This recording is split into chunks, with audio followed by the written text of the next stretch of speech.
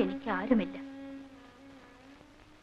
ലോഡ്ജിൽ ചിലർക്കെല്ലാം സംശയം തോന്നി തുടങ്ങി. Quite normal.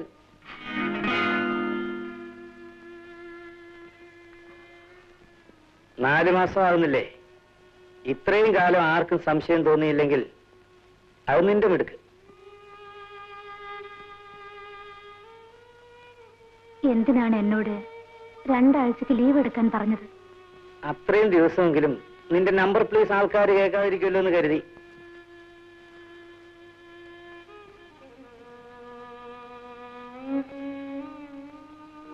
നാളെ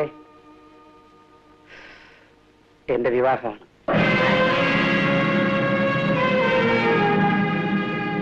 അതിനു മുമ്പ് ഈ അബദ്ധം ഒന്ന് തിരുത്തണമെന്നുണ്ട്. എനിക്ക് വേണ്ടിയല്ല, നിനക്ക് വേണ്ടി.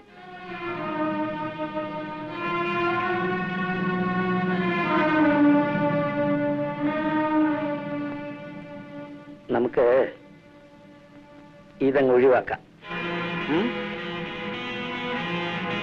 ഗോൾ.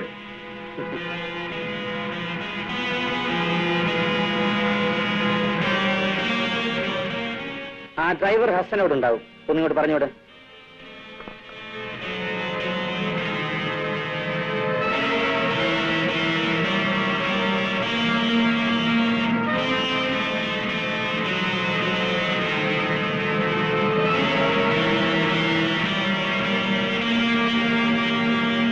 ഹസൻ നിന്നെ വീട്ടിൽ കൊണ്ടുവിടും.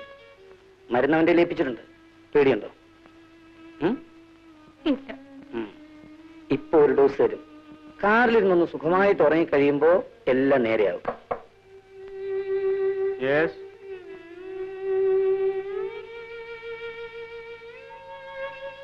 ഹസനെ അറിയില്ലേ?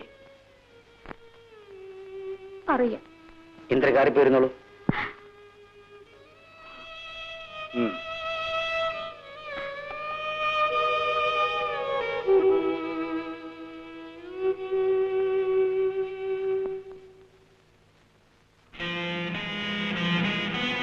വീട്ടിൽ പോയി കഴിച്ചോളാം പറയും.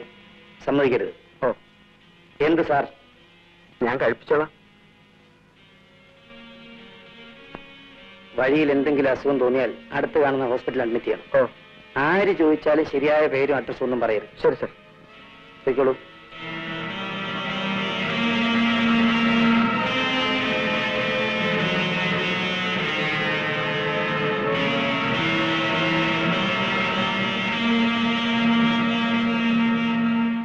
ഇവളോടുള്ളതിനേക്കാൾ സ്നേഹവും വാത്സല്യവും എനിക്ക് കുഞ്ഞിനോടാ. അച്ഛനില്ലായതൊരു ദുഃഖം ഇന്ന് വരെ ഞാൻ അവനെ അറിയിച്ചിട്ടില്ല. ഇവളുടെ കല്യാണം കഴിഞ്ഞിട്ട് മതി കുഞ്ഞിന്റെ കല്യാണമെന്ന് എല്ലാരും എന്നോട് പറഞ്ഞതാ. പക്ഷെ എനിക്കെന്തോ ഇന്നിടത്ത് ഇന്ന പോലൊരു പെൺകുട്ടിയെ കണ്ടുവച്ചിരിക്കുന്നു, കല്യാണം കഴിച്ച് തരണമെന്ന് കുഞ്ഞുമെന്ന് പറഞ്ഞ ഉടനെ ഞാൻ കല്യാണം നടത്തിക്കൊണ്ടു. ജാതകപ്രകാരം കുഞ്ഞിന്റെ മനക്ലേശവും അലച്ചിലും അടുത്ത മാസം തീരും.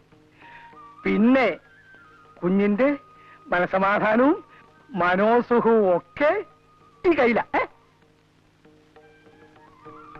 അപ്പൊ കൊടുക്കും.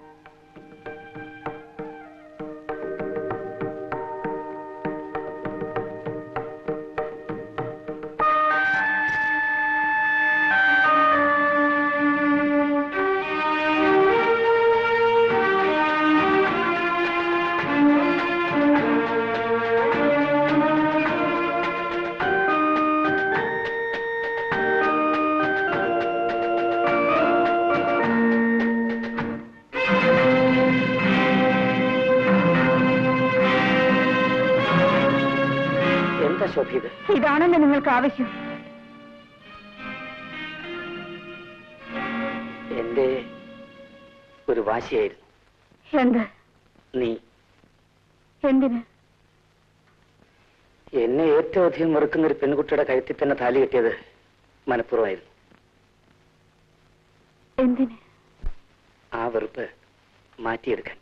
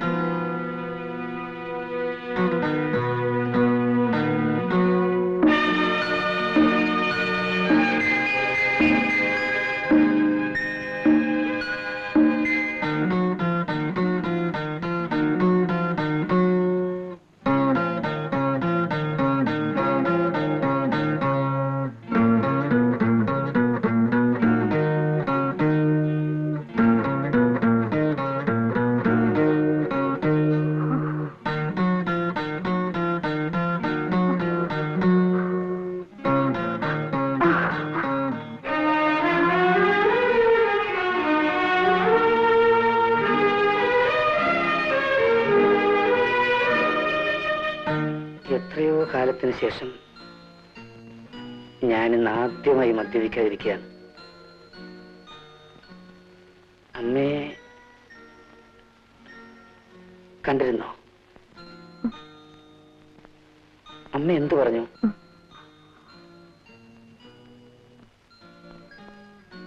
ഒന്നും പറഞ്ഞില്ല. പറയില്ല.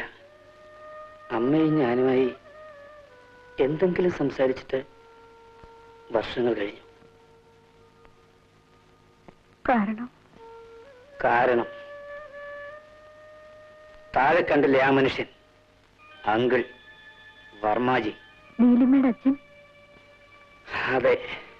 ആരാണ് അയാൾ? എന്റെ ശത്രു.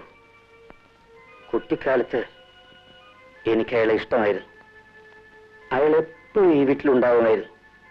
ഊണും ഉറക്കവും എല്ലാം ഇവിടെ തന്നെ. അച്ഛന്റെ സ്ഥിരം സഹചാരി, കാര്യസ്ഥൻ, ചതുരംഗം വെക്കാൻ അച്ഛന്റെ അടുത്ത ചങ്ങാതി.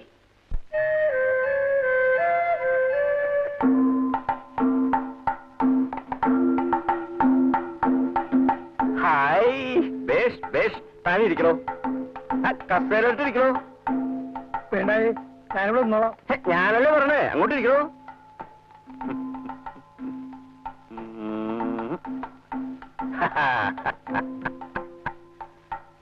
ഹായ്, ബേഷ് ബേഷ് ബേഷ്. ഇപ്പൊ പിടികിട്ടി.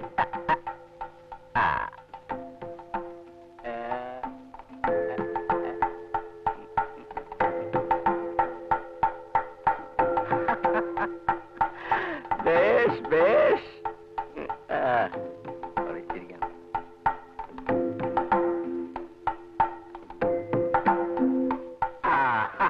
ഇപ്പോഴോ? ബേഷ് ബേഷ്.